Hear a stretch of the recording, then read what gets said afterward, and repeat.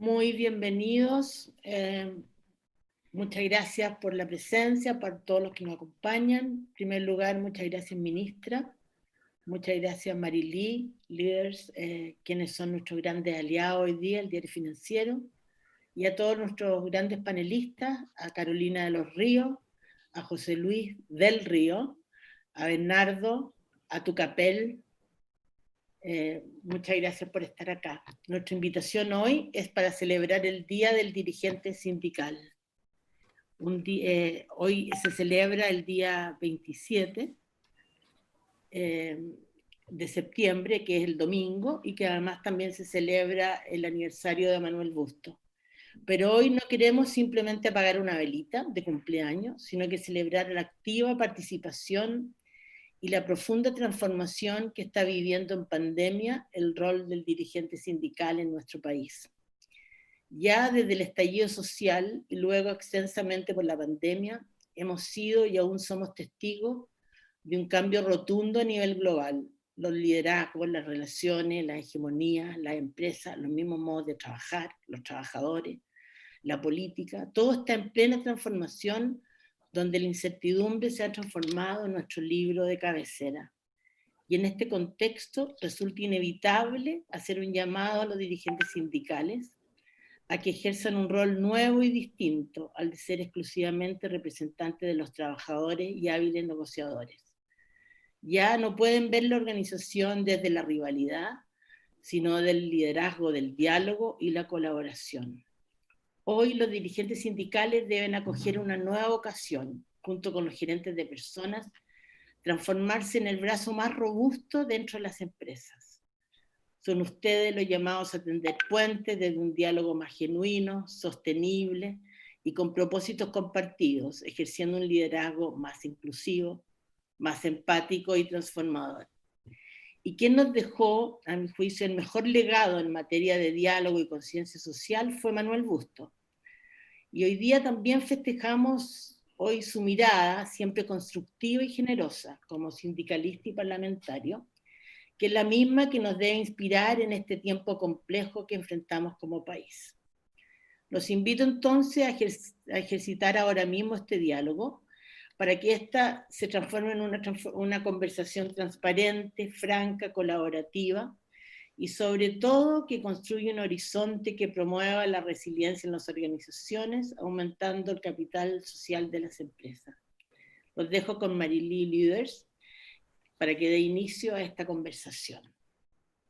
Muchas gracias, María Isabel. Gracias también a todos los panelistas y ministras por su presencia. Les cuento muy brevemente cómo vamos a organizarnos. Va a partir la ministra con una exposición, luego vamos a abrir un panel de conversación y ahí quiero reiterar que es muy importante que las personas que estén participando, que ya veo que se empinan por los 100, nos manden sus preguntas a través del chat y también puede ser a través de redes sociales con el hashtag dirigentes sindicales. Es muy importante que la segunda parte de la conversación sea ojalá guiada por las preguntas que vengan de quienes nos oyen. Así que bueno, con eso y agradeciendo nuevamente a María Isabel la oportunidad como diario financiero de estar en un tema que nos parece clave, porque si bien las políticas públicas laborales y los temas de la vuelta al retorno a la empresa son temas importantes, creemos que siempre es relevante ver el tema interno, cómo está articulando eso al interior, y creo que hoy día es una súper oportunidad. Así que sin más, le dejo con ustedes a la ministra del Trabajo y Previsión Social, María José Saldívar. Ministra. Bueno, muy buenos días a todos. Quiero partir agradeciendo a la Fundación, a la Isabel, el que me haya invitado a participar en este encuentro, que tiene súper alta importancia en el contexto de lo que estamos viviendo, y a reflexionar sobre cosas que de repente dejamos pasar y cuál es el rol que tenemos que asumir frente a la situación que estamos viviendo, no solamente lo contingente, no solamente ir viendo qué cosas concretas son las que tenemos que hacer, sino que también tener una mirada que sea mucho más integral para poder también proyectarnos. Y algo que de repente nos cuesta mucho, que es ver esta enorme pandemia y esta enorme crisis social que estamos viviendo como una oportunidad de transformación en la cual podamos sacar lecciones que nos permitan construir una mejor sociedad y un mejor pacto. Y eso creo que es súper relevante. Y yo, más que una exposición, me gustaría plantear ciertas ideas para que después la conversación las podamos ir enriqueciendo. Yo creo que aquí lo primero es que tenemos que entender que una de las cosas que la pandemia nos muestra es que si no estamos todos colaborando en un plano de igualdad es imposible salir. Aquí no pueden haber liderazgos verticales, porque uno tiene que, obviamente, que asumir ciertas posturas de liderazgo, pero uno tiene que ser inclusivo con el resto. Entonces, esto de hacer la exposición me parece que es un poquito contrario a lo que creo que tenemos que empezar a vivir en este minuto. Y es por eso que quiero aprovechar de tomar la figura de Manuel Bustos, con lo que él fue, para poder dar luces de lo que yo creo que debiera ser el rol del dirigente sindical, no solamente en tiempos de pandemia, sino que es lo que vamos a construir a futuro. Yo la verdad que no tuve la suerte de conocer a Manuel Bustos, me imagino que muchos de ustedes sí lo conocieron, pero leyendo un poquito sobre su vida, unos cortísimos 56 años, de un nivel de intensidad impresionante. Si se piensan, 56 años, varios de nosotros estamos un poco ahí, a otros ya lo han pasado, es un periodo de vida muy corto. Pero además de eso, con un nivel de intensidad y un nivel de huella que marcó, que quien lo quisiera en su vida, ¿no es cierto? Y ser recordado de esta manera. Ahí quiero hacer también un reconocimiento a Tucapel, que haya tomado esta figura y la haya relevado, y que tengamos entonces la oportunidad de mantenerlo vigente año tras año, aquí, a todos los que estamos dentro del mundo del trabajo, ¿no es cierto? Y por el rol que él cumplió, que fue un rol tan significativo. Y este hombre, que fue un hombre absolutamente de esfuerzo, que fue un hombre que nace y se desarrolla la mayor parte de su vida en un centro rural, que luego sigue su carrera en servicio militar cuando viene a Santiago, que vive con padres adoptivos en la faena agrícola, o sea, todo un contexto que uno podría decir de mucho esfuerzo, llega a ser el gran dirigente sindical que nosotros hoy día conocemos, con las características que tiene. Y eso entonces de partida nos muestra que hay un tema de formación que es fundamental. A mí una de las cosas que me llamó mucho la atención, por ejemplo, cuando leía de su historia, fue que él tuvo una formación que fue no solamente en la práctica, sino que también intelectual. Durante los periodos en los que estuvo detenido durante la dictadura, por ejemplo, él se siguió preparando y había muchas personas interesadas en prepararlo, iban al lugar de reclusión, que me pareció algo increíble, a prepararlo y a entregarle talleres, e irse formando. Y entonces este tema de la formación continua es algo que es súper relevante y que es para todos, no solamente para los dirigentes sindicales.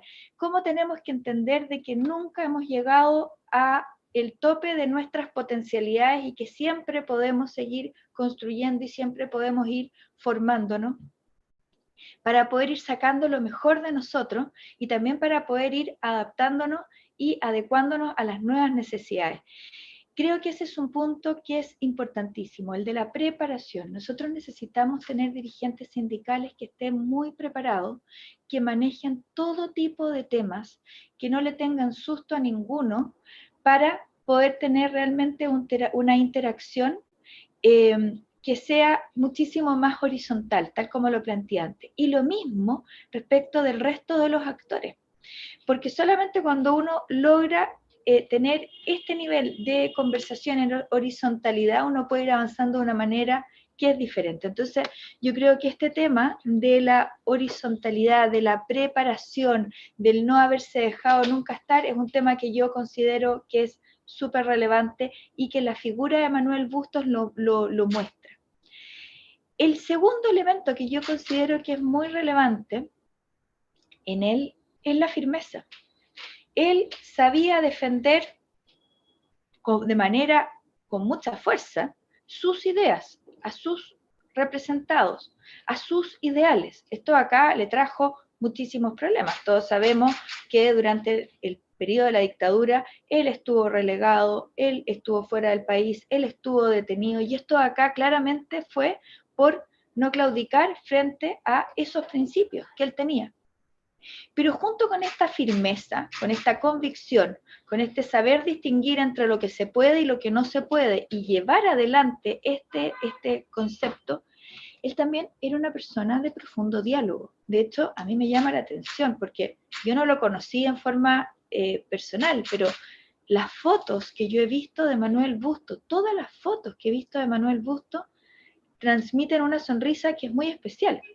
Es una persona entonces que, y tuvo que haber sido muy duro y no se tiene que haber estado riendo todo el tiempo, quiero que se entienda bien esto, pero cuando había que buscar el diálogo, la imagen que proyectaba era una imagen acogedora, y era una imagen de poder permitir este diálogo, de poder construir este diálogo.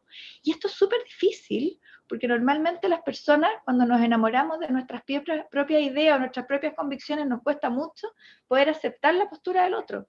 Y el tener esta posibilidad de diálogo, que finalmente es la única que permite construir, porque nadie tiene ninguna verdad absoluta, es un gran don, y que ojalá lo tuviésemos todos, ¿no es cierto?, para poder seguir construyendo, porque claramente algo que está reflejado hoy en día es que hubo ciertos modelos o ciertas formas de hacer las cosas que se agotaron y se estancaron y tenemos que buscar nuevos mecanismos. Pero ese nuevo mecanismo no puede ser bajo la imposición de ninguno, sino que tiene que ser construido por el diálogo, porque cuando las cosas se imponen, y ya lo hemos visto, por más que haya una mayoría circunstancial en algún minuto, viene entonces, cuando esa mayoría deja de ser válida, la necesidad de votarla.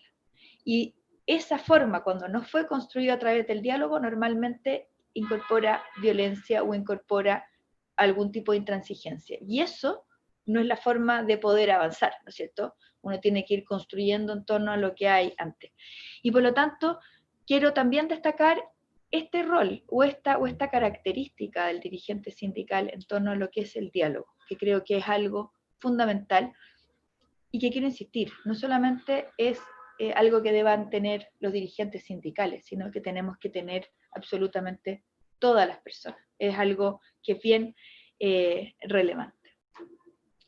Y otra característica de Manuel Bustos que a mí por lo menos me sorprendió muchísimo fue el concepto de la, no sé bien cuál es la palabra, porque no es oportunidad, pero sí de manejar los tiempos en el sentido de permitir que bajo su alero surgieran otros líderes y que entonces darle tiraje a esta chimenea.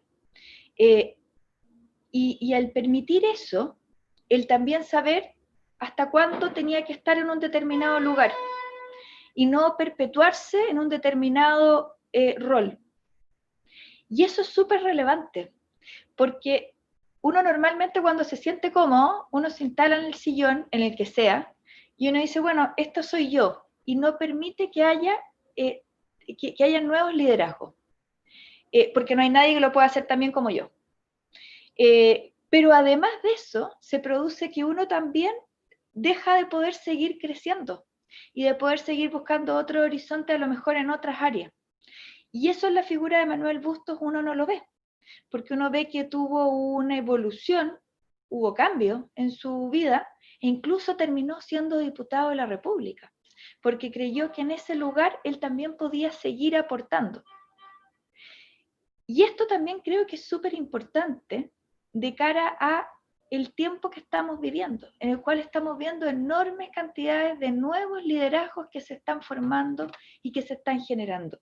Y que es necesario que estos nuevos liderazgos poder compartir y poder escuchar y poder ojalá que también tengan la posibilidad de ejercerlo para poder ir avanzando como sociedad. Entonces yo quiero destacar estos cuatro elementos de la figura de Manuel Bustos que, insisto, sin haberlo conocido, solamente a través de lo que tuve la oportunidad de leer. Por lo tanto, aquí algunos de ustedes que fueron más cercanos a él me pueden corregir y me pueden decir, no, estás absolutamente equivocada, pero es lo que yo veo a través de su vida, lo que a mí me transmite, y por lo menos se los quiero plantear, porque creo que son 4 atributos que son súper relevantes para analizarlos hoy día. Y creo que lo que estamos viviendo, en esta pandemia que estamos viviendo, el rol de los dirigentes sindicales, el rol de los trabajadores es fundamental, pero no tiene que agotarse en lo que es la pandemia. Tenemos que irlo construyendo y tenemos que ir sentando estas fases para algo que tiene que ser mucho más permanente. Les voy a poner un ejemplo muy concreto. En el paso a paso laboral, que es una hoja de ruta que se construyó en torno a cómo debía hacerse este retorno a los lugares de trabajo, que establece 7 pasos, ¿no es cierto? Y que dice primero investigar, luego socializar, luego adoptar las medidas, luego evaluar, considerar la salud mental. Claro, tiene un contexto que es muy potente en lo que dice relación con el contexto de la pandemia, pero es absolutamente vigente también para otro tipo de contexto. O sea, en una empresa, el que yo no esté absolutamente informado sobre los últimos avances, sobre la forma en la cual se hacen las cosas, sobre las últimas teorías, y que yo ese conocimiento no lo entregue a todos los trabajadores para que juntos vayamos viendo de qué manera podemos seguir avanzando, la verdad es que estamos quitándole una riqueza enorme a lo que se puede seguir desarrollando. Creo que el diálogo que está planteado en este paso a paso laboral, perdonen que les haga publicidad el paso a paso laboral, pero creo que es importante que se sepa, esto que se plantea es que las medidas deben ser adoptadas de manera dialogante, en conjunto con la dirigencia y los trabajadores, es por una razón muy sencilla, porque cuando yo planteo una estrategia y no explico el por qué, es muy difícil que yo pueda entender cuál es la razón por la cual tengo que adoptar eso. En cambio, cuando yo he conversado y yo he logrado desmenuzar y entender exactamente cuál es el sentido de que por qué se está planteando esto, y yo digo, ¿sabes qué? Yo creo que se puede hacer de una manera mucho mejor que es esta otra, para llegar al mismo objetivo. Y la otra persona dice, es que tenéis toda la razón. Bueno, pasa a ser algo que es conjunto y por lo tanto absolutamente legitimado y absolutamente valorado. Si nosotros seguimos creyendo que cada uno de nosotros tiene la verdad absoluta, es muy difícil poder avanzar de manera constructiva. Y eso yo creo que es uno de los puntos que hay que rescatar, pero no solo para la pandemia, porque de verdad si no vamos a volver a hacer las cosas igual que antes y nos vamos a volver a equivocar. El tema del diálogo es muy relevante. Y dentro de este diálogo, y esto acá es algo que ya algunos de ustedes me han oído, creo que lo principal es partir de la conversación de verdad con el otro. Cuando yo me conecto con el otro como ser humano y logro quebrar las caricaturas, yo puedo avanzar de una manera mucho más fácil. Y esto acá nos ocurre permanentemente, porque nos es mucho más fácil aproximarnos al otro desde el estereotipo. Para ustedes es mucho más fácil verme a mí como la ministra del Trabajo, a verme como la mamá de 4 niños, que es un ámbito en el cual ustedes no me ven normalmente. Y ahí podemos seguir con otro tipo de profundidades de lo que es cada uno de nosotros. Y a lo mejor entonces no hay ningún otro ministro en este minuto en esta sala y por lo tanto soy la única distinta. Pero si por ejemplo yo les digo que tengo 4 niños de los cuales 2 están teniendo dificultades hoy en día en el colegio producto de esto, me van a decir muchos, ¿sabes que a mí me está pasando lo mismo? Entonces la forma de aproximarse es absolutamente diferente. Cuando uno logra hacer esa tecla es cuando uno puede avanzar, pero para hacer esa tecla lo primero es romper la caricatura. Y la caricatura para los dos lados y terminar con los prejuicios, que es algo que es lo más difícil, que nos cuesta porque nos hemos criado construyendo cosas para poder asirlas, y para poder asirlas tengo que conocer todas sus dimensiones, entonces es mucho más fácil eliminar todo aquello que no conozco y simplemente ponerle un rótulo, que es lo que uno justo trata siempre que no hagan con uno, ¿no es cierto? Pero uno es súper fácil, uno siempre lo hace con el otro. Cuando uno logra vencer esto, uno se da cuenta entonces que los buenos dirigentes sindicales no son la excepción. Cuando uno logra romper estos prejuicios, uno se da cuenta que los trabajadores o los empleadores comprometidos con sus trabajadores no son la excepción. ¿De que tenemos casos negativos en uno y en otro? Sí. ¿De que de repente hay determinadas personas que en una circunstancia actuaron de manera indebida, pero en otras circunstancias han actuado de manera correcta? También las hay, porque todos tenemos luces y sombras. Creo entonces que el rol del dirigente sindical en este minuto va muy de la mano del rol del empleador en este minuto, porque no puede haber diálogo si no hay dos partes. Eso es lo primero. No puede haber forma de votar las caricaturas si yo primero dejo de prejuzgar al otro. Y ese es un trabajo que es conjunto. No puede haber un avance si yo dejo de pensar que tengo la verdad absoluta en cada uno de los lugares y en cada uno de los momentos. Lo que sí es que es cierto, es que siempre hay distintos roles que hay que cumplir. Y todo esto que yo he dicho hasta ahora es lo que se debe hacer en la normalidad. Pero cuando hay que tomar ciertas decisiones, se tienen que tomar. Y ahí entonces yo relevo y vuelvo a la figura de Manuel Busto. Porque tenía esta capacidad de diálogo, pero cuando había que defender ciertos puntos lo hacía con firmeza. Porque no hay que confundir el diálogo, el ser dialogante, el querer convocar, con el ser débil o con el ser tibio o dejar pasar cualquier cosa. Entonces, cuando uno tiene eso, puede servir un poquito como de hoja de ruta de cómo avanzar. Nosotros como Ministerio del Trabajo hemos tratado de propiciar esto del diálogo. Hemos tratado de buscar mecanismos a través de los cuales se enfrenta este enorme temor que es volver al trabajo porque es un enorme temor y todos lo tenemos. De que voy a contagiar a mi familia, de que me puedo contagiar yo, de que si no vuelvo puedo perder mi pega, de que la situación económica va a ser difícil. Todos esos enormes temores los estamos viviendo. Nosotros como Ministerio del Trabajo hemos querido entregar ciertos mecanismos para dar certeza, pero estos mecanismos están basados en estos principios que son los que yo les he estado comentando, además de otro tipo de medidas, de reglas, de rayado, que han tenido que ver con la ley de protección al empleo, que tiene que ver con la ley de crianza protegida, que tiene que ver con la ley de teletrabajo, que tiene que ver con los subsidios que el presidente está próximo a anunciar. Pero en todas estas cosas, si no hay un diálogo veraz desde dentro, la verdad es que terminan siendo medidas externas que se implementan, pero que no tienen sentido. Así que esto yo creo que puede servir un poquito para abrir la discusión y conversar. Muchas gracias, ministra. Partimos entonces ahora con nuestro panel de conversación. Voy a partir presentándolos. Carolina de los Ríos, ella es dirigente sindical, ya tiene más de 20 años de experiencia en el área logística y operaciones, en el departamento de mantención e instalación. Es presidenta de un sindicato desde hace 7 años. Bienvenida, Carolina.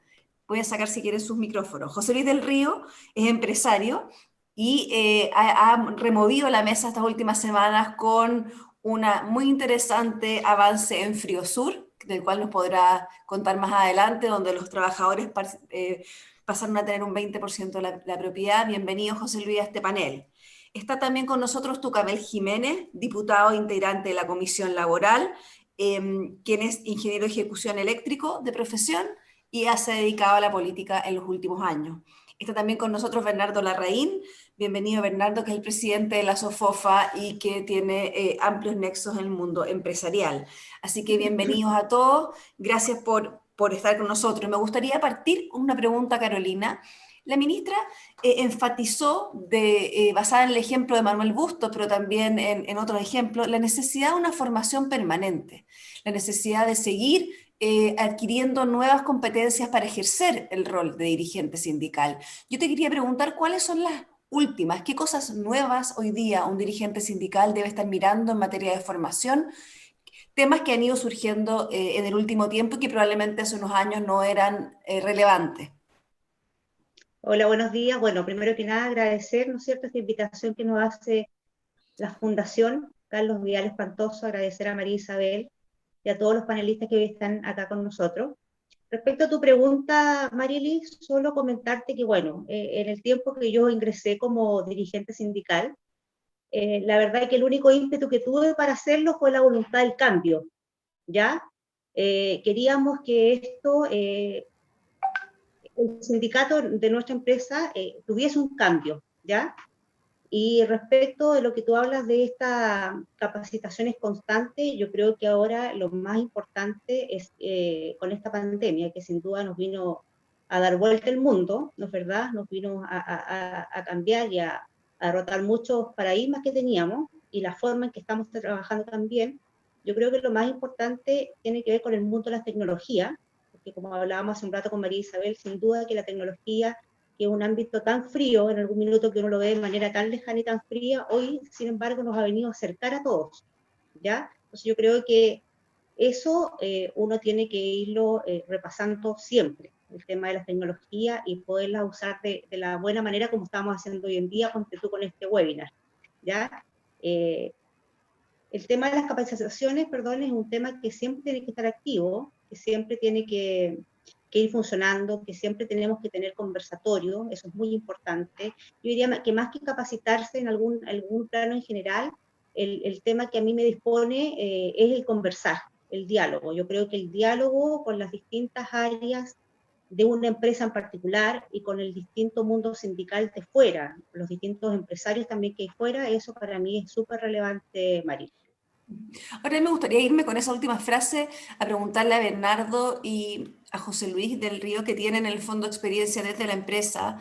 ¿Qué nuevas formas de diálogo? ¿Cómo se estructura este nuevo diálogo? Porque me imagino que ha cambiado y que además debería evolucionar hacia más diálogo. ¿Cómo están ustedes viendo, parto quizá por José Luis y luego por Bernardo, cómo se estructura un diálogo como el que pedía la ministra, un diálogo más profundo y además un diálogo el que se avance? Y que vaya más allá de las negociaciones puntuales, colectivas cada cierto tiempo. Está sin audio, José Luis. Está sin audio. Ahí. Seguimos sin audio. A ver. Ahí. Ahora sí. Ahí estamos, ya. Oye, muchas gracias. Gracias primero también es un honor para mí que me conviene a este diálogo, la Fundación y Diario Financiero, estar con la ministra, a quien aprecio mucho, conocí mucho a su padre, yo que era senador por la región donde está Fridosur. Me tocó conocer mucho a los senadores de allá. Si no le importa, no contestarte primero, solo quiero partir por algo que me parece muy importante, lo que acaba de hablar la ministra, la figura de Manuel Busto. Yo, María José, sí tuve el privilegio de conocerlo. Y quiero dar un testimonio personal, se me ocurrió cuando me contaron que esta reunión era por homenaje a la muerte de él, al aniversario de la muerte de él. Fíjate que por ahí, por el año 84, 85, en plena época muy dura de la dictadura militar, hubo un grupo de personas organizado por la iglesia, no sé si todos conocen al padre Alfonso Baeza, de quien yo era muy amigo, cura maravilloso, bueno, él estaba a cargo de la Vicaría de la Pastoral Obrera. Y a él se le ocurrió una idea brillante, creo yo. En la mitad de este régimen, digamos, autoritario, por decirlo suave, que cometió atrocidades como la que hicieron con su padre, diputado, él dijo, bueno, esto va a tener que terminar algún día, ¿por qué no nos ponemos a conversar los trabajadores y los empresarios? Yo era un cabro chico en esa época, pero como estaba algo vinculado a la iglesia, me metieron ahí. Estaba Pepe Zavala, estaba el presidente de Sofofa en ese momento, y había otra gente, había un tío tuyo también, Bernardo, en estos diálogos que fueron secretos. Y lo que descollaba al otro lado era la presencia de Manuel Busto. No sé si alguien conoció también a un Pepe Aguilera, gran dirigente sindical, muy vinculado también a la iglesia, a don Alfonso Baeza. Bueno, yo quería decir que esto que dice la ministra, de la firmeza, de haber sido muy firme por adentro, pero por afuera mostraba solo bondad.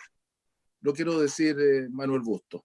Era un hombre de una capacidad de empatía, de escuchar, y sobre todo confianza en el futuro.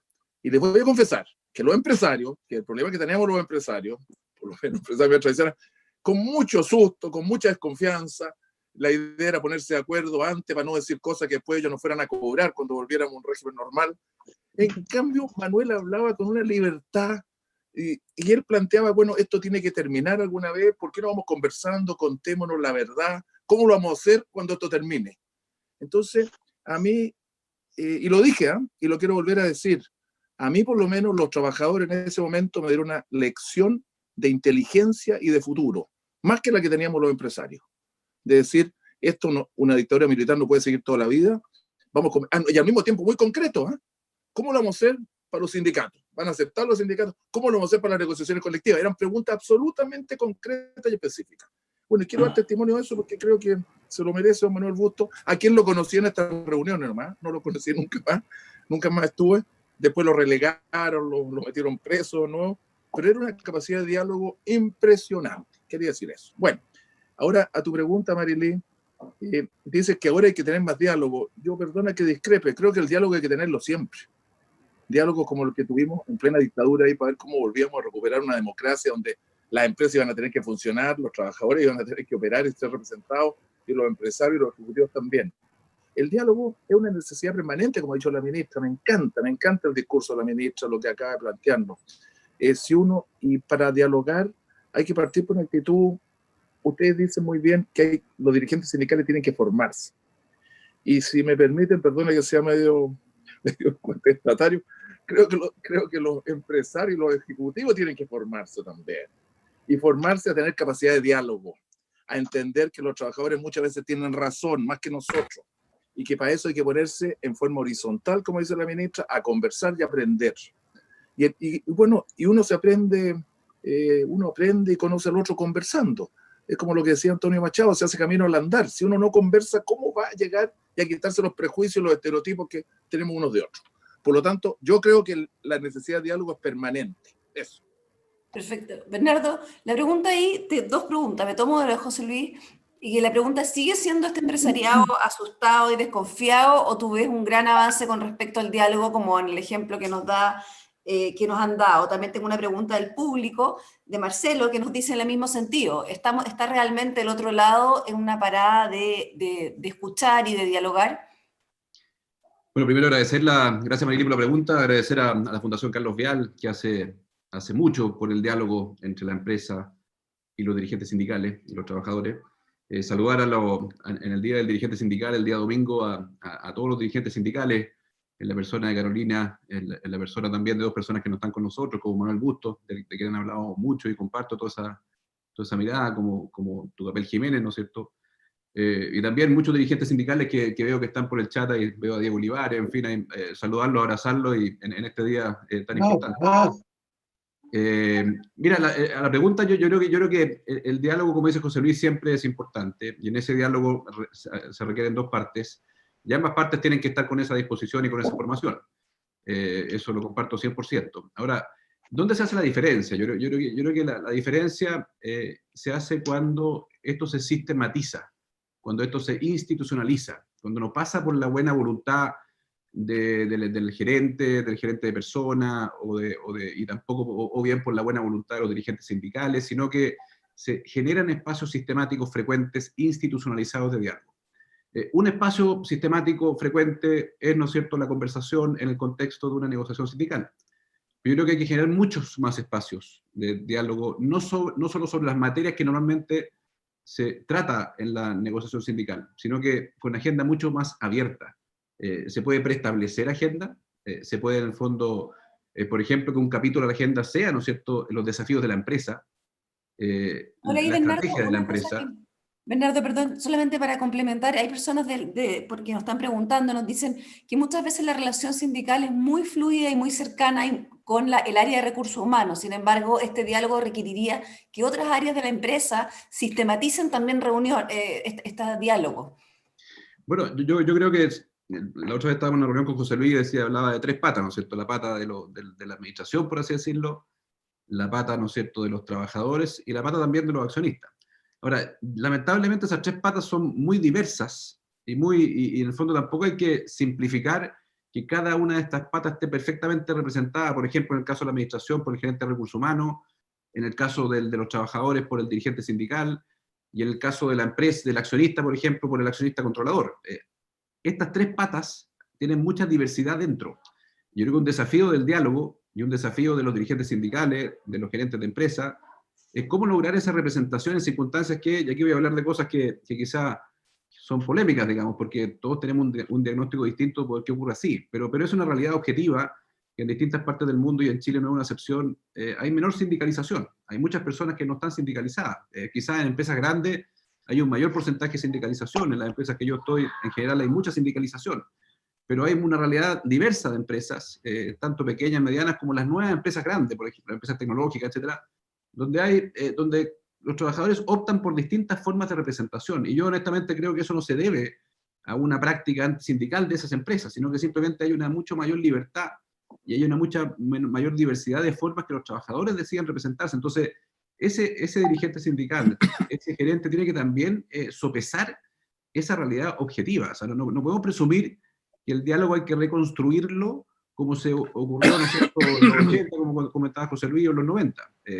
También ocurre una cosa que si uno sube el diálogo desde la realidad de la empresa hacia la realidad del mundo empresarial o del mundo sindical, bueno, nuevamente se produce la misma situación. O sea, yo nunca he presumido como SUFOFA ser una representación perfecta de todo el mundo empresarial.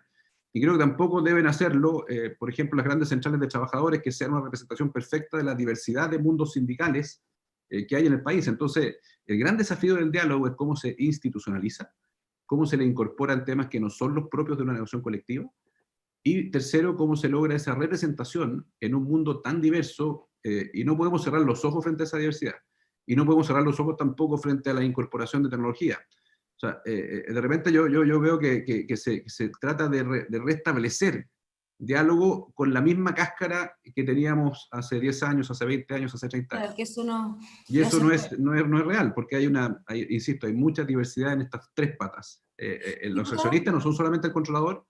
En una empresa pueden haber inversionistas de un fondo de pensiones canadiense o de un fondo de pensiones chileno que están pidiéndole a la empresa que le genere una por así decirlo, esta es la vilipendiada palabra rentabilidad o lucro. Bueno, ese pensionado canadiense, ese pensionado chileno, ese pensionado de Hong Kong que puede estar invirtiendo en la empresa, le está pidiendo en el fondo con total legitimidad que a su ahorro tenga una cierta, en el largo plazo por supuesto, obviamente incorporando el interés de todos los grupos de interés, genere una cierta rentabilidad. Y esa vilipendiada palabra es lo que pide ese pensionado. Y le pide a la administración, en el fondo, que le entregue eso. Entonces, muchas veces se piensa que el accionista es el señor visible, que es el controlador y que poco menos que puede hacer lo que quiera en la empresa. Y que cómo es posible que no haga más y más y más. Yo creo que podemos hacer mucho más. Pero la realidad del concepto de accionista es muy diversa, así como lo es la realidad del concepto del trabajo y como lo es la realidad del concepto de la administración. La administración siempre se habla del gerente de personas. Pero muchas veces hablando con dirigentes sindicales, yo veo en el fondo que hay mucho más dificultad en un estamento que es muy relevante, que es el jefe directo, los mandos medios, digamos. Eso es muy relevante, entonces tampoco se puede en el fondo presumir que el diálogo tiene que ser entre el gerente persona y el dirigente sindical. Ojalá que esto tenga capilaridad, que cada jefatura tenga esa capacidad, esa disposición, esa voluntad de diálogo. Porque si nos sentamos en un representante de cada una de las tres patas, creo que no estamos reconociendo la complejidad de la empresa actual. Me gustaría, diputado Jiménez, que usted nos comentara esta alternativa, porque básicamente hay una tensión entre si debería ser mejorarse la sindicalidad y ser a través de ella el diálogo, o como plantea Bernardo, que la idea es que el diálogo sea de diferentes maneras, con diferentes estamentos y con diferentes tipos de representados. Cuénteme usted cómo lo ve. Hola, buenos días, agradecer la invitación a la Fundación Carlos Vial, saludar a Bernardo Larraín, a José Luis del Río, a la ministra, al Diario Financiero y a través de Carolina del Río, como decía Bernardo, saludar a todos los dirigentes sindicales que cumplen una tremenda labor primordial, ¿no es cierto?, y muy, muy importante en el país. Yo si me dan un poquito para contar una anécdota, porque se habló de Manuel Busto, yo quiero hacer un recuerdo, yo lo conocí de chico, la verdad que no participaba mucho en la actividad de mi padre, pero lo veía a él y lo que me llamaba la atención es que lo veía muy joven. Yo tenía, no sé, pues 16 años y él debe haber tenido 25, pero lo veía muy joven y con una personalidad, pero mi papá debe haber tenido con mi papá una diferencia de 20, 25 años. Entonces a él lo veía muy joven, pero muy empoderado en su cargo y con una personalidad, pero así que llegaba a provocar mucha atención. Y me recuerdo otra anécdota que con mi papá yo tenía poco tiempo para estar con él, entonces yo siempre lo esperaba los sábados, ¿ya? Y para ir al estadio, yo soy colocolino, mi papá fanático Colo-Colo, y lo único que queríamos ver el partido y ir al estadio. Y mi papá todos los sábados me decía, no puedo, y yo le reclamaba y me decía, mira, tengo que ir a la cárcel, tengo que ir a ver un amigo. Y era todo, pues yo no sé cuánto tiempo estuvo preso Manuel Busto, pero tiene que haber sido muchos meses, porque era todos los sábados. Entonces al final yo le insistía, y él una vez me dijo que algo que me quedó para el recuerdo, me dijo, mira, nunca hay que abandonar a los amigos, menos cuando estén enfermos o estén en la cárcel. Entonces para mí era un conflicto ahí al principio con Manuel Busto, porque era no ver el partido con mi papá, pero él sí iba a ir a Manuel Busto. Y después, bueno, me tocó conocerlo ya como diputado, yo ciudadano común y corriente, me apoyó para que el Consejo de Defensa del Estado se hiciera parte en el proceso de mi papá, Entonces me ayudó mucho, lo conocí en las dos etapas de mi vida, así que un gran reconocimiento para Manuel Bustos. Y la ministra ahí lo tiene en su oficina atrás, tiene la foto, cada vez que estamos en sesión, vemos la foto de, bueno, está Manuel Bustos, Clotario Blest, Emilio Recabarren y mi papá.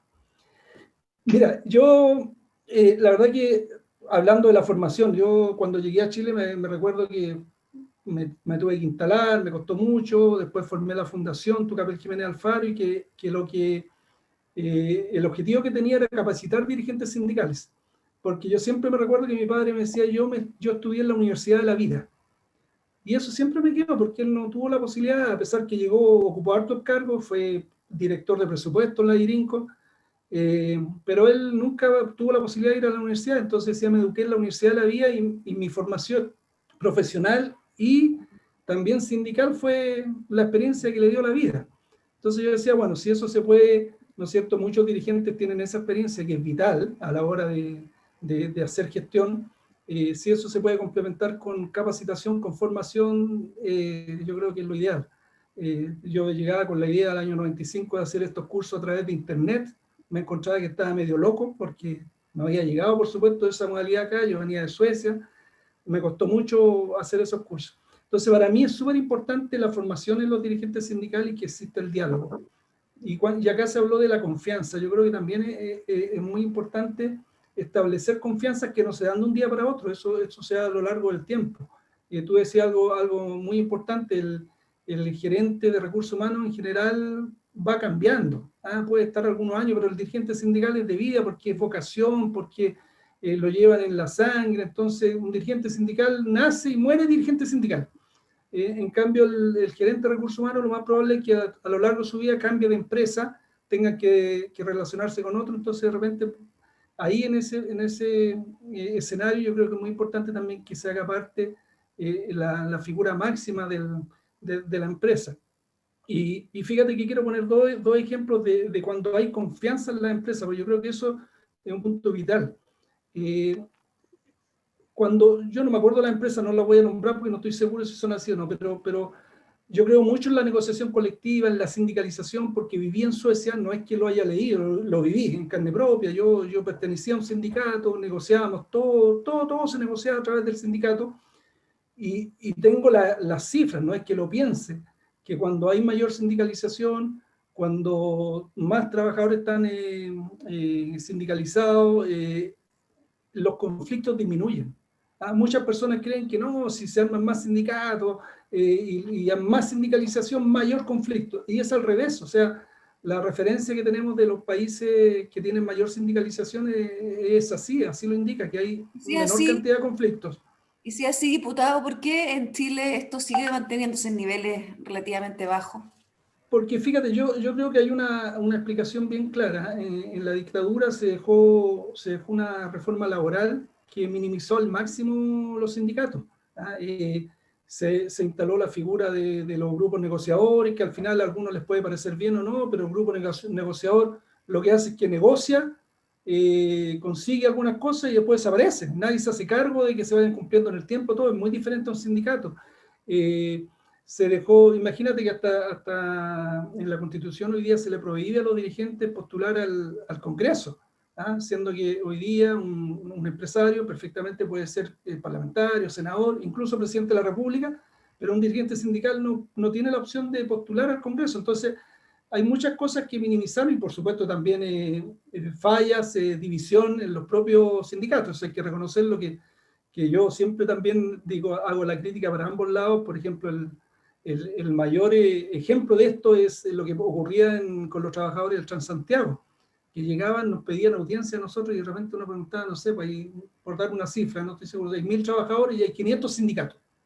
Entonces es imposible, la verdad que uno dice, poche, ¿cómo no hay una capacidad de un sentido de unidad, de entender que mientras más unidos estén, mayor fuerza tienen para negociar, ¿no es cierto? Y están solo en un sindicato. Entonces, yo creo que también ahí hay una falla en los propios trabajadores y dirigentes a su vez.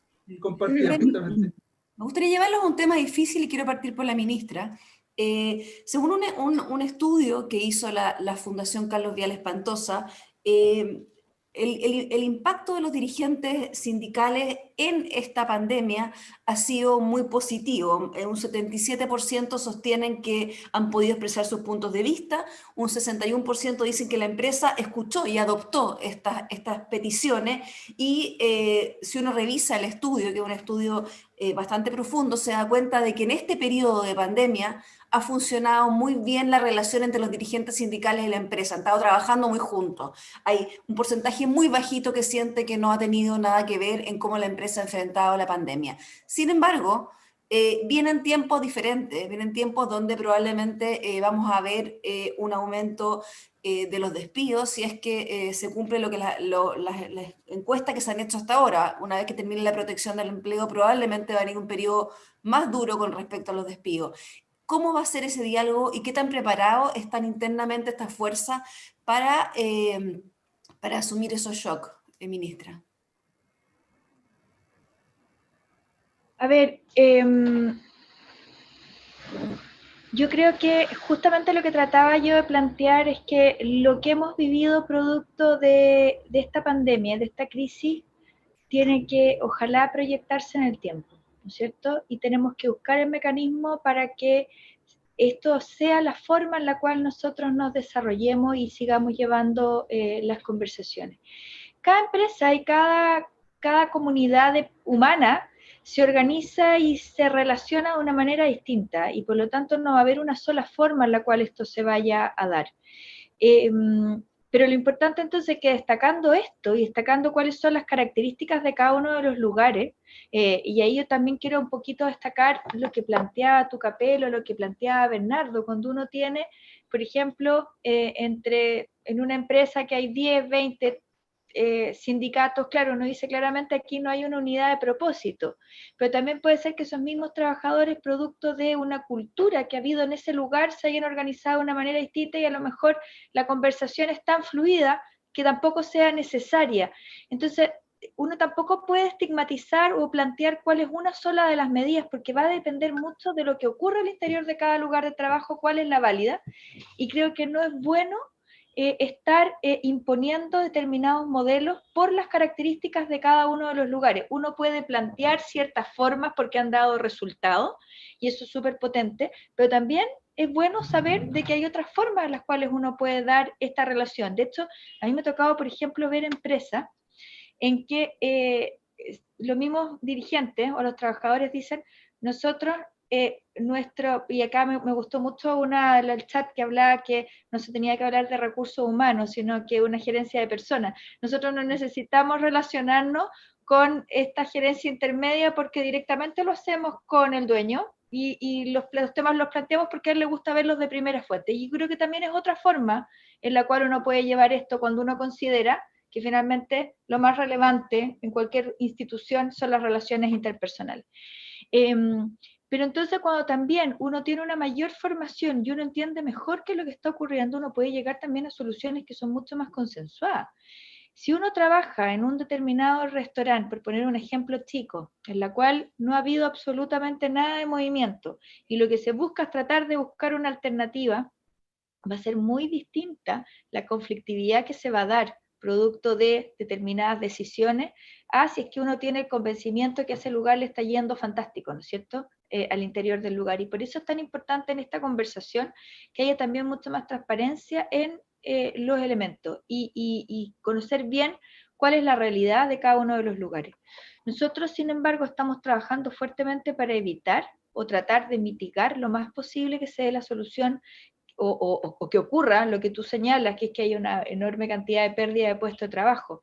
Nosotros de alguna manera vimos que durante los meses de julio y agosto fueron los meses más duros, y hemos ido viendo cómo se produce una reactivación. Y esta reactivación se puede dar solamente si es que este paso a paso laboral se cumple de manera correcta, porque lo que no nos podemos permitir es que haya un aumento de casos. O sea, en la medida que nosotros vayamos reincorporando, que las comunas van saliendo a la cuarentena, que los trabajadores vuelvan a sus lugares de trabajo de manera segura, vamos a poder entonces darle la tranquilidad de que no va a tener una vuelta atrás. Y había otra pregunta más en el chat, que qué pasaba con el paso a paso laboral, que por qué estaban trampados en el Senado. Yo les quiero contar de que el paso a paso laboral es una medida administrativa que se adoptó, que consta de dos partes. Una es esta hoja de ruta de las 7 etapas y otra es el formulario único de fiscalización que se construyó en conjunto con la Dirección del Trabajo y la Seremia de Salud para que fuera un solo formulario en torno al cual se fiscalizara. Y de alguna manera lo que hicimos fue que lo pusimos a disposición tanto de trabajadores como de empleadores también, para que los empleadores tuvieran las respuestas de la prueba, cosa que cumplieran absolutamente con todo, y los trabajadores nos ayudaran de fiscalizadores, viviendo si en que sus lugares de trabajo se está cumpliendo esto o no, hicieran las denuncias, porque lo que nosotros queremos es proteger la seguridad y salud de los trabajadores. Todo esto está contenido en una página que se llama pasoapasolaboral.cl y que tiene toda esta información de cuáles estas 7 etapas, cuál es este formulario único de fiscalización, fichas particulares por actividades productivas, porque tienen bastantes diferencias, pero además con toda mucha información sobre preguntas frecuentes, así que lo invito a ver. Esto no quiere decir que no hay un proyecto de ley que se está tramitando, que nosotros siempre hemos creído que a lo mejor era más fácil hacerlo administrativamente y por eso lo avanzamos, pero hay un proyecto que se está discutiendo en el Senado que va también en esta línea, hacer por ley esto que nosotros lo tenemos hoy en día administrativo. Nosotros hemos manifestado nuestra opinión a este respecto, pero lo importante es que no están desprotegidos, que esto ya existe y ya se está implementando y ya se está fiscalizando. Carolina, a mí me gustaría saber tu opinión con respecto a lo que hemos conversado, en el sentido de cómo articular esta conversación, si es a través de los sindicatos o de una capilaridad más compleja. Cuéntanos un poco cómo lo has visto tú desde tu experiencia. ¿Qué tipo de formatos son los más exitosos o te parece a ti que podrían ser replicables?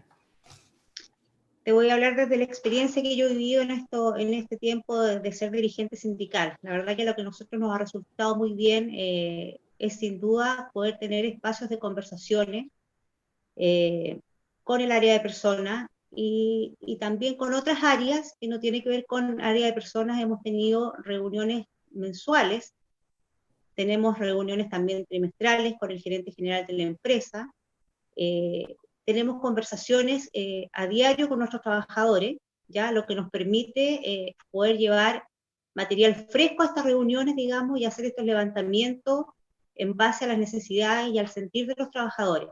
Entonces, un poco también apuntando, Marily, a algún comentario que veía de una persona que está participando. Uno de los roles bien primordiales, siento yo, del dirigente sindical tiene que ver con el tema de las confianzas, ¿ya? Se habla mucho de no quebrar las confianzas, de mantener confianza siempre en el tiempo. Yo creo que es muy importante para nosotros como dirigentes sindicales nunca perder la confianza de la asamblea, ¿ya? Siento que nosotros nos debemos a la asamblea, nos debemos a ellos, nos debemos a los trabajadores. Y como tal, esa confianza nunca se puede perder ni se puede quebrar. Lo mismo sucede con el área de personas o las áreas que existan dentro de la compañía y esas jefaturas o esos cargos intermedios. Las confianzas deben estar siempre. Y yo creo que cómo se mantiene esa confianza es muy sencillo. Los diálogos tienen que ser transparentes. Los diálogos tienen que ser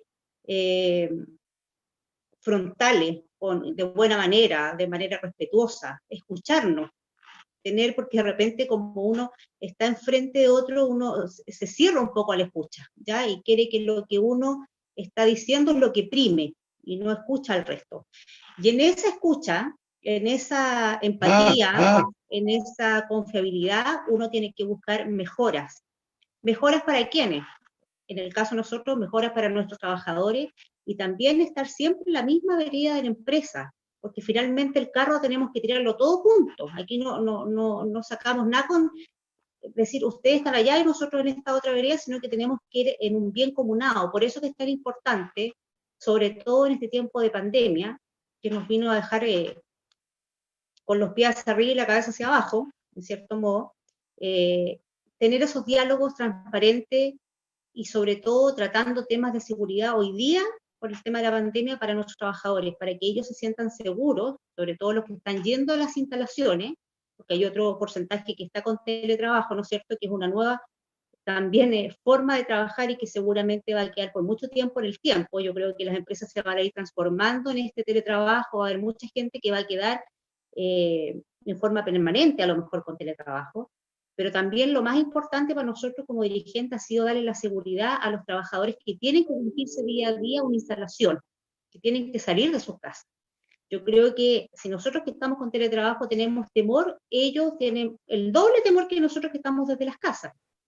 El temor a contagiarse, a tomar un metro, a tomar una micro, a tomar un colectivo, al después llegar a sus casas, y eso te va complicando. Entonces, el diálogo siempre tiene que ir en beneficio de todos, de un bien comunado. Por eso es tan importante, Marily, el trabajo en equipo. El trabajo en equipo tiene que ser algo que no se puede perder nunca, no solo en pandemia, tiene que ser algo que se genere en forma continua y en forma fluida. Ahora, el diálogo... El diálogo también puede llevarse a un nivel superior o una especie de confianza y de alineamiento en casos como lo que pasó en Friosur, José Luis. Ahí, en el fondo, al tener trabajadores en el directorio, se alinean bastante los objetivos. Cuéntame un poco por qué decidieron hacer eso y si ustedes creen que eso debería poder ser un modelo para otras empresas. A ver, mira, y gracias por la pregunta, ha estado muy en la opinión pública, demasiado, ha causado mucho más interés que el que yo me imaginé, Marily, para ser franco, esto que hemos hecho en esta pequeña empresa regional de Aysén, los gremios empresariales, Bernardo, entre otros, están mucha gente preguntando, viendo, etcétera. Oye, esto es solo producto, yo diría, de lo que decía la ministra, y lo que han dicho varios de ustedes, como ha dicho Bernardo, como ha dicho Tucapel, y también Carolina. Es solamente producto de partir conversando. Y si me permiten hacer una pequeña aclaración, Carolina, yo siento que no hay que tirar el carro juntos. La imagen que me gusta más a mí, quizás por estar en la actividad pesquera, es que estamos todos en el mismo bote. Estamos todos en el mismo bote y una embarcación frágil que tiene que navegar por aguas difíciles. Y cuando uno se da cuenta que está en el mismo bote, pucha, todos tenemos que apoyarnos para que no se nos hunda el bote. Entonces, por ahí me encanta esa imagen. Bueno, ¿qué ha pasado? Friosur partió esta relación, yo diría, de confianza con nuestros trabajadores y ellos en nosotros hace unos 25, 30 años. Esto no es algo que se ha improvisado ahora, ¿no? Ellos están participando, por ejemplo, perdone que repita algunas cosas que quizás ustedes ya saben, pero ellos están participando en las reuniones anuales, los dirigentes sindicales participan en las reuniones anuales de planificación desde hace unos 15, 20 años.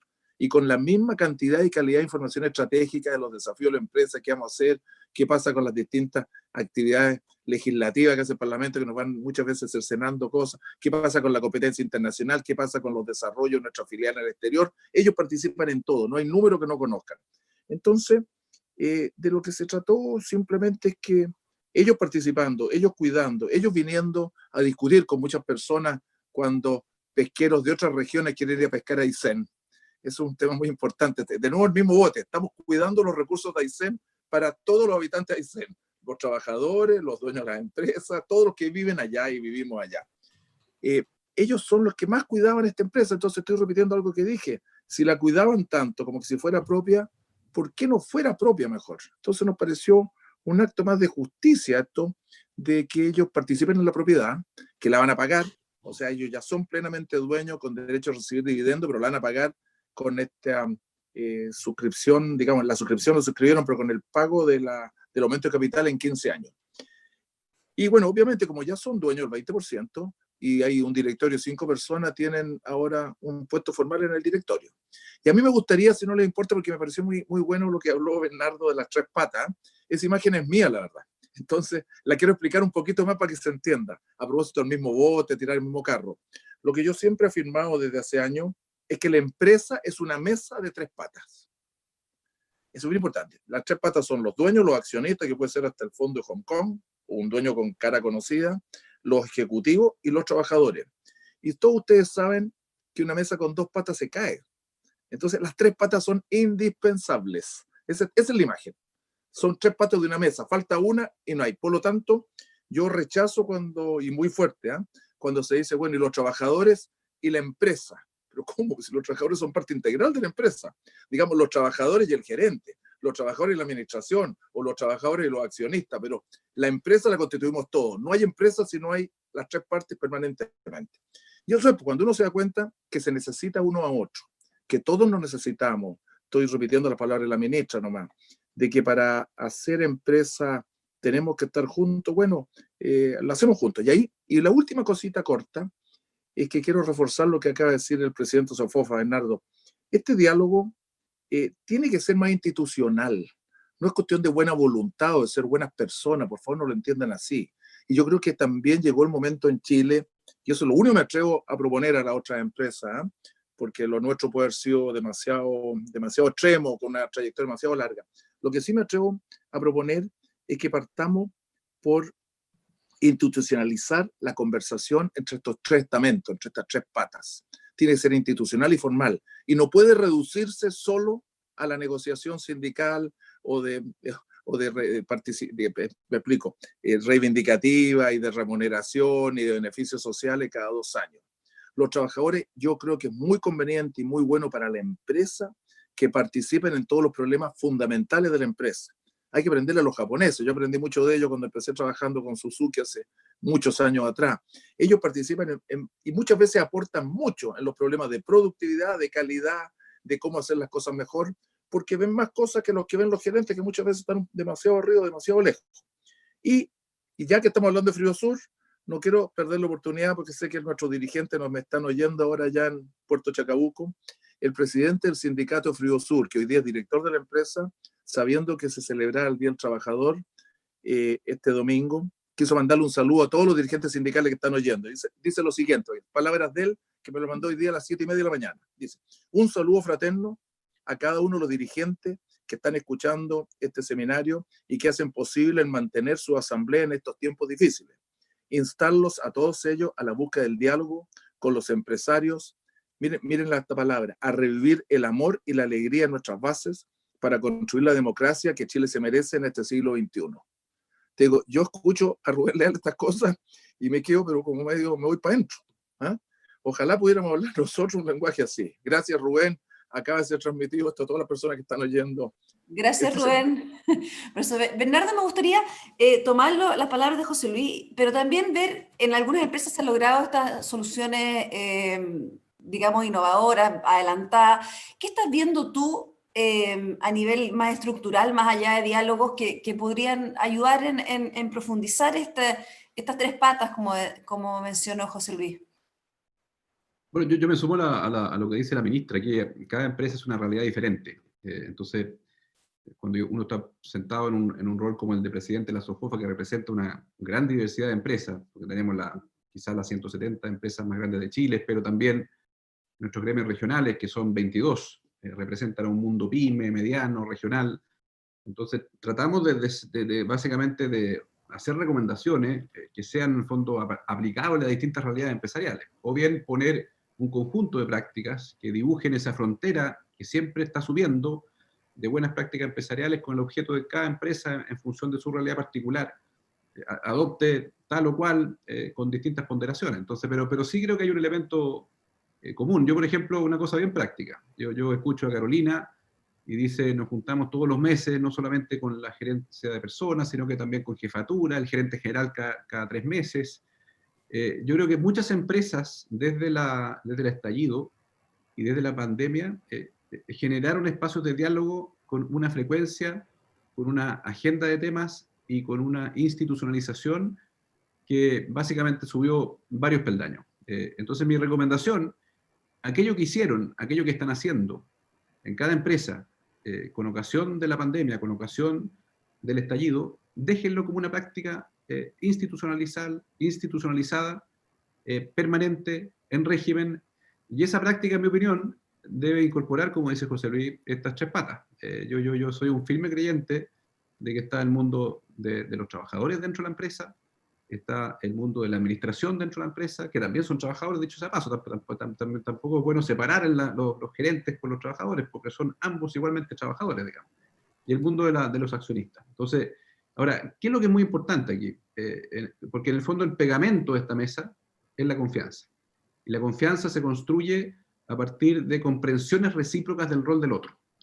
Entonces, por ejemplo, si llegara un accionista o un representante del directorio en este espacio de diálogo básicamente a conversar, por así decirlo, las condiciones económicas o los temas propios de la negociación sindical, bueno, cometería un error. Así como también si el dirigente sindical llegara a este espacio de diálogo en el fondo a plantear sus legítimas reivindicaciones, también cometería un error. Entonces, yo creo que finalmente ese espacio de diálogo tiene que versar, estos espacios de diálogo me refiero distintos a los que ya conocemos, ¿no es cierto? Que es la negociación sindical, tiene que versar sobre una agenda distinta.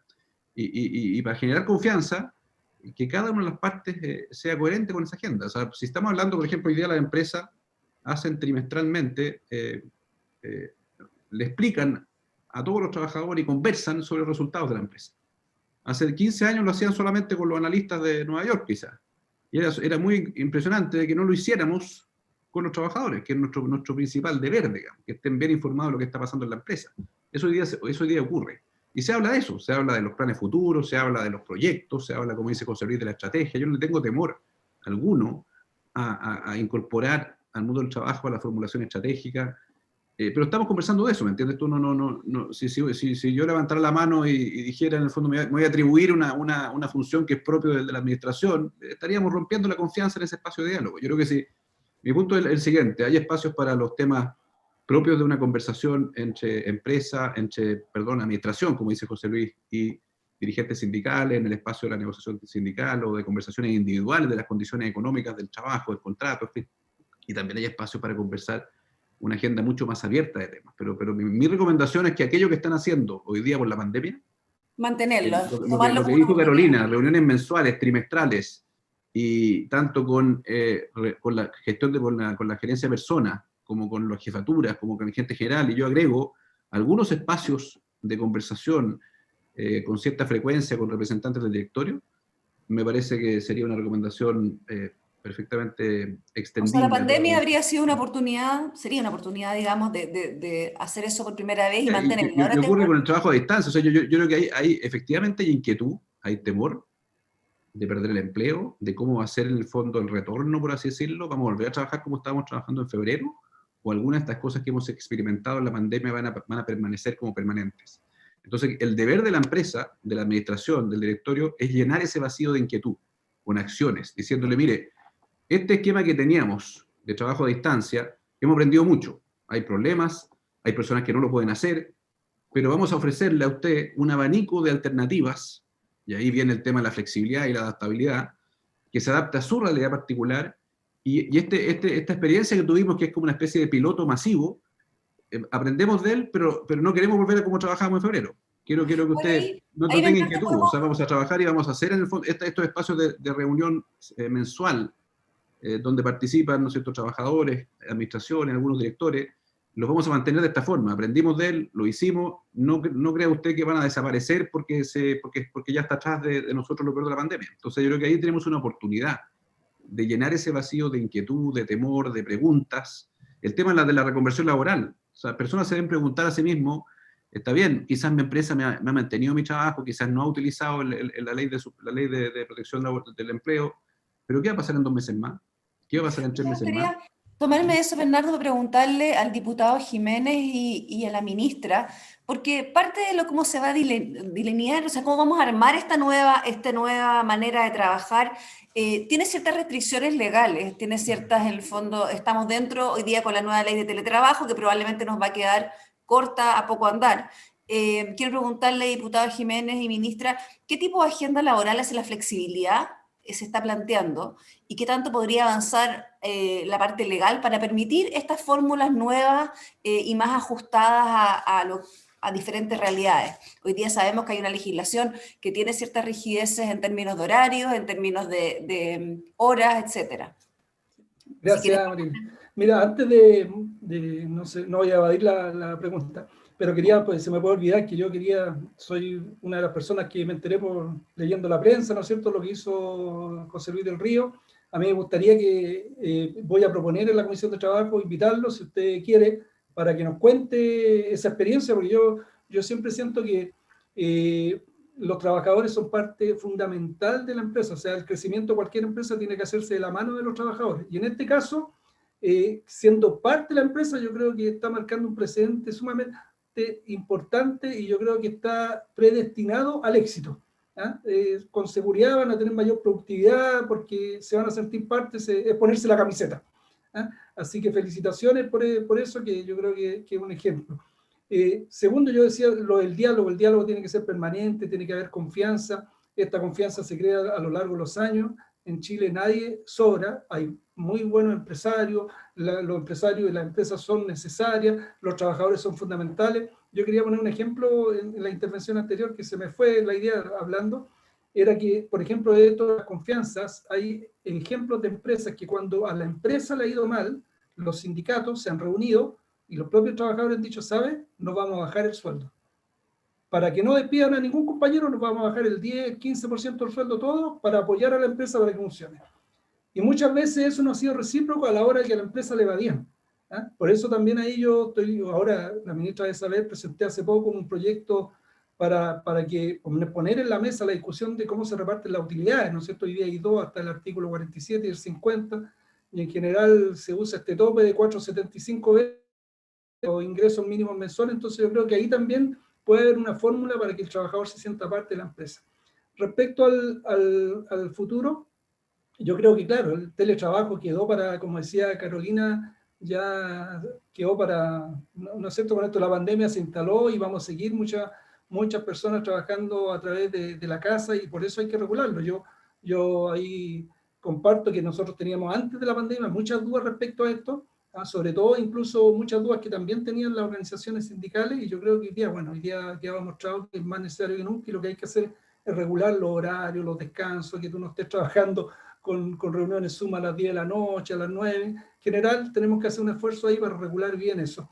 Y lo que se viene también es la robótica, ¿no es cierto? La inteligencia artificial, que eso sí que yo he leído bastante y ahí se nos viene también, hay una preocupación tremenda de lo que se nos viene a futuro, que se están reemplazando muchos puestos de trabajo por la inteligencia artificial y la robótica, y yo creo que ahí también tenemos que buscar la forma de que a futuro ver cómo proteger los empleos, ¿no es cierto? Cómo crear nuevos empleos, pero son discusiones que se vienen sin ninguna duda producto de esta pandemia a futuro. Gracias, ministra. Está sin audio. Ahí sí. Ahí. Este es un tema que tiene nuevamente la misma base, que es el diálogo y las confianzas. Y en la medida en que no haya diálogo y no haya confianza, plantear cualquier tipo de posibilidad de flexibilización es muy difícil, porque la flexibilización para muchos trabajadores es vista como precarización. Y eso entonces es un punto que es súper relevante, porque si yo no tengo previamente, un contexto de confianza y de diálogo, en lo cual lo que estamos buscando son medidas para mejorar la calidad de vida de las personas, para buscar mecanismos a través de los cuales, por ejemplo, en el contexto de la pandemia, podamos ser mucho más asertivos en el evitar los contagios. Por ejemplo, una medida tan sencilla que se implica en el sector público y que no está implementada y que no permitía en el sector privado, es el tema de los bloques horarios.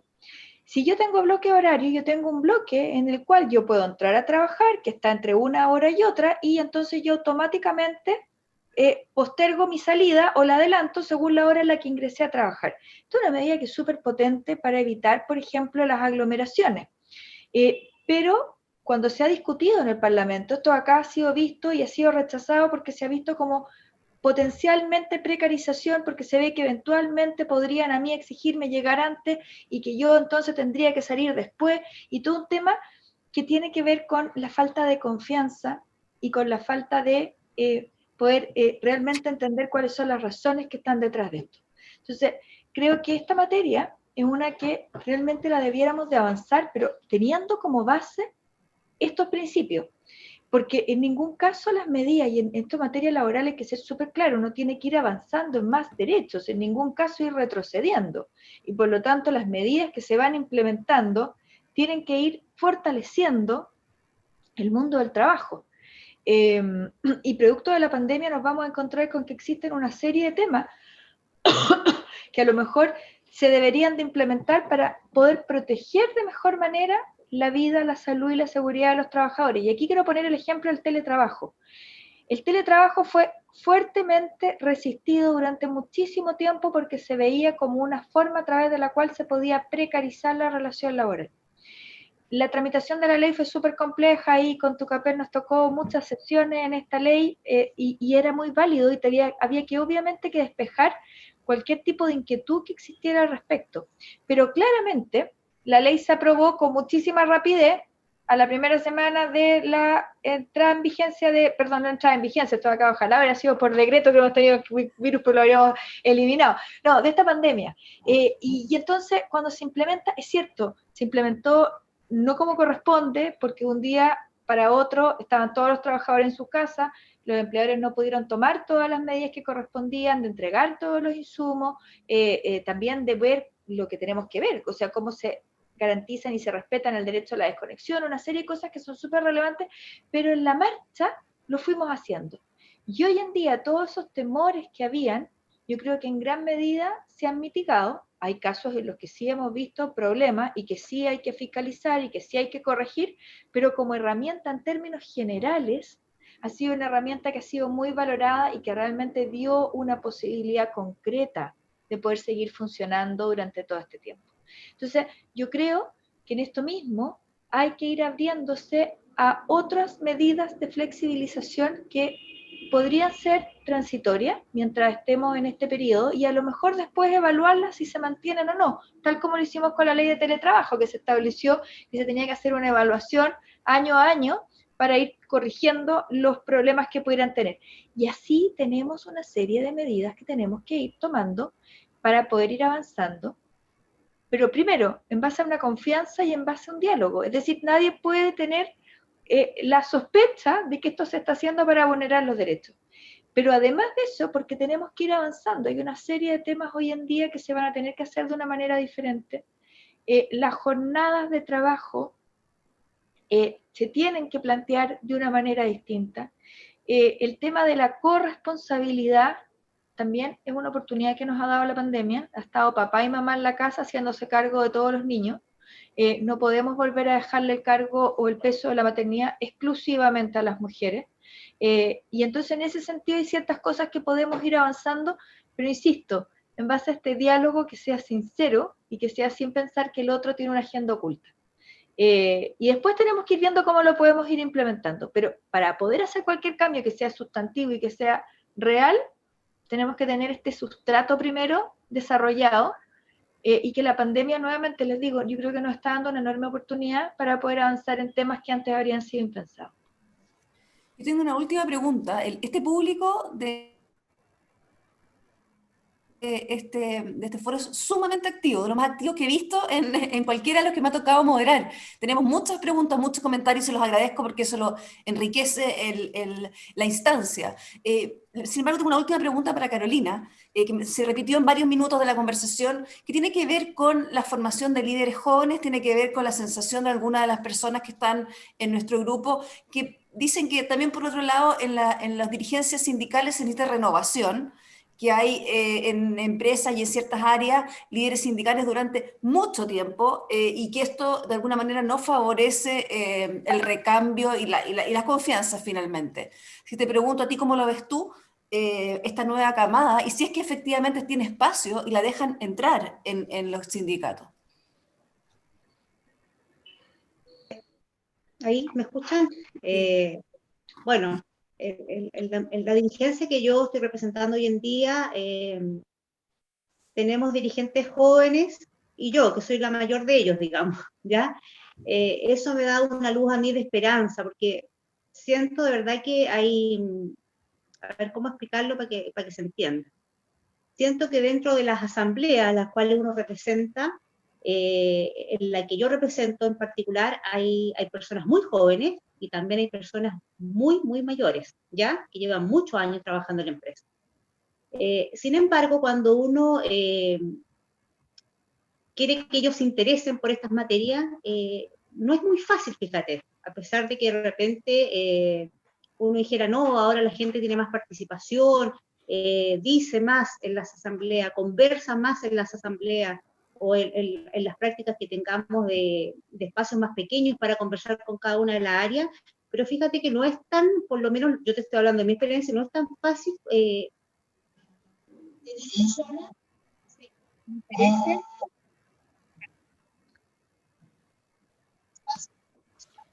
Estamos escuchando mal, parece. Tenemos un problema con el audio.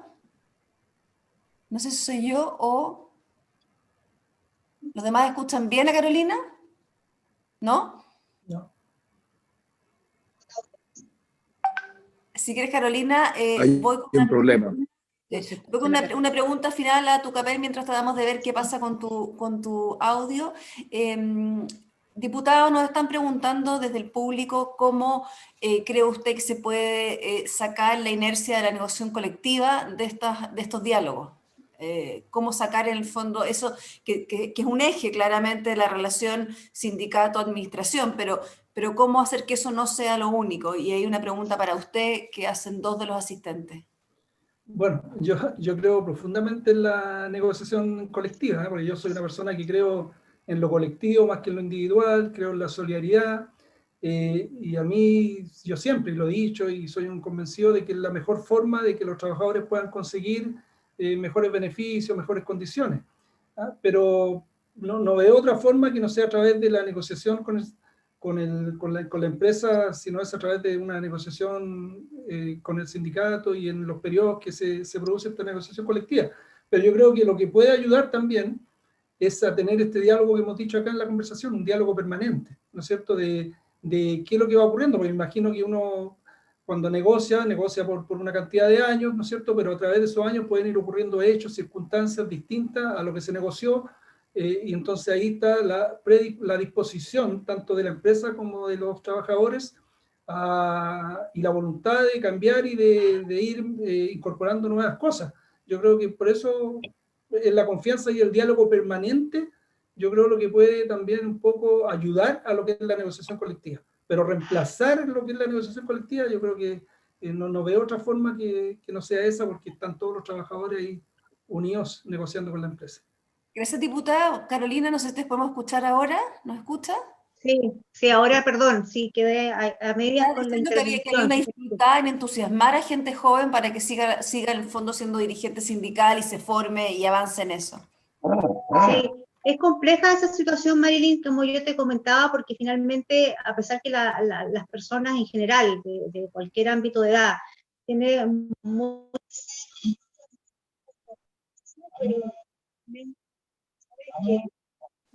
involucrado en esta participación. Se nos fue Carolina de nuevo, estamos con un problema de audio, pero quizá tú después nos puedes mandar esa respuesta y la compartimos con los asistentes. Por un tema de hora, quiero terminar este webinar y agradecerles a todos. Espero poder resumir bien lo planteado. Primero, la palabra más repetida y la más enfatizada, la idea de la confianza. También la idea de que esta pandemia podría ser una oportunidad para dejar instaladas una serie de vías de comunicación que previamente no se habían dado y que sería interesante mantenerlas en el tiempo y profundizarlas con mayor capilaridad dentro de las empresas. También la necesidad y la importancia de formar bien dirigentes sindicales que puedan estar incluidos en diferentes decisiones estratégicas de las empresas. Y finalmente también la idea de ir avanzando hacia flexibilizaciones y modificaciones legales y laborales que nos permitan adaptarnos a escenarios cambiantes. Así que le quiero agradecer a María Isabel por la invitación a moderar este panel, al diputado Jiménez, a Bernardo Larraín, a la ministra Saldívar, a José Luis del Río y también, por supuesto, a Carolina Ríos, que la perdimos, pero ahí la veo que nos está escuchando. Gracias a todos, que tengan un gran día. Muchas gracias por la invitación. Muchas gracias por Muchas gracias a todos por venir. Gracias a los asistentes porque realmente una participación récord, o sea, nunca antes visto, excelente. Buena pregunta. Un saludo a todos ellos también que estuvieron ahí conectados. Bien. Un gusto grande, diputado. Mucho gusto, Carolina. Gusto. Gracias por todo. Adiós. Chao, chao. Luego, gracias. Adiós, ministra. Gracias, ministra.